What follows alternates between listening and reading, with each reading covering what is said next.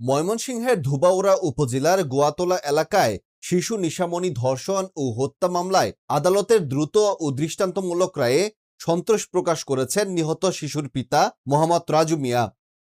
তিনি বলেন, নারী ও শিশু নির্যাতনের মতো জঘন্য অপরাধের দ্রুত বিচার হওয়ায় তিনি স্বস্তি পেয়েছেন।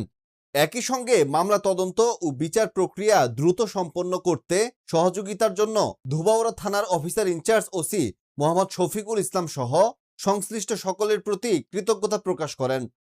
উল্লেখ্য, গত 14 জুন এই মর্মান্তিক ঘটনা ঘটে। পরদিন 15 জুন নিহত শিশুর বাবা ধোবাউড়া থানায় মামলা দায়ের করেন। অভিযোগপত্র দাখিলের পর মাত্র 10 কর্মদিবস এবং ঘটনার 25 দিনের মধ্যে মামলার বিচার কার্যক্রম সম্পন্ন হয়। ধোবাউড়া থেকে বার্নার্ড সরকার এর পাঠানো ভিডিও চিত্রে দেখুন বিস্তারিত।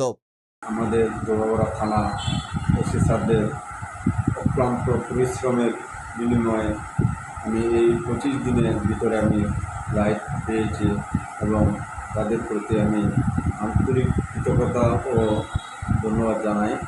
এবং পাশাপাশি এদের ভিতরে 3 জনের ফাঁসি, একজনের যাবজ্জীবন সাজা হয়েছে।